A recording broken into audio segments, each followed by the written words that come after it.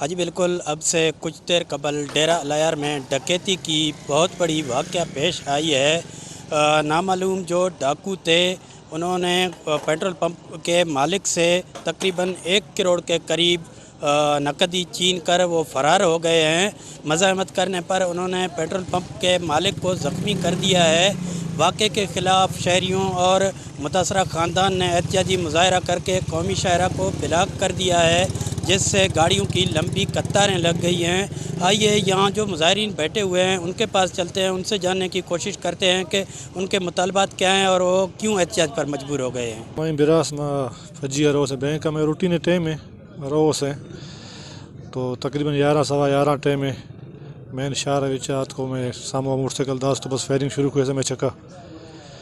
ہم نہ تم تقریباً 8 مردموں سے پھدا بھی اشتا سے آگا بھی اشتا سے سائڈ مطلب مکمل مارا کور کھجے میں گاڑی ٹائر میں بسٹ کو تے میں براس یہ کہ زخمی بھی سامنے گولی گوشہ پھدی وٹا مات کا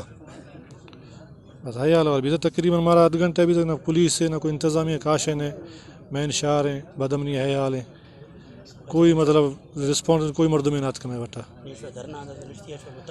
میں مطالبہ ہے کہ سر یکے دے بدمنی قابو کریں یہ وقت جو بردن در اچھی مردم موجود ہیں یہ کل مطلب میں گناہ چیئے مدد کا مطلب میں یک جیتے کھانا میں گناہ لیکن یہ کل وسیع خوف بھی آج کے نشتیاں کہ وقت فات خان پھجی ابھی سا صبح میں پھجی دبی براس رو تھا بینک روٹین مطابق 8 مردم آگے گتا گاڑی سے کا فائرنگ کھلے تھے سیدھا یا گولی جیسا تھے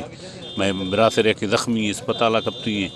پیسوں میں سو پلسو بڑھتا تھے کل شہر ڈیرہ الایار بدمنی عروج چکیں پولیس واہ کنگیں ایس پی صاحبہ میڈم میں نظر نہ خے تھا ملئی نہ ملاقات نہ خاں سجو روش اندر آتی آفس میں کپتی ہیں شہر تباہ ہیں۔ ہاں جی بالکل، مظاہرین نے مطالبہ کیا ہے کہ ملزمان کو گرفتار کر کے چینی ہوئی رقم کو فوری طور پر واپس کیا جائے۔ بصورت دیگر احتجاجی دھرنا کو مزید وسیع کیا جائے گا اور سٹی میں شٹر ڈاؤن ہڑتال بھی کیا جائے گا۔ کیمرہ ٹیم کے ساتھ مصری بگٹی، ویش نیوز، جعفر آباد۔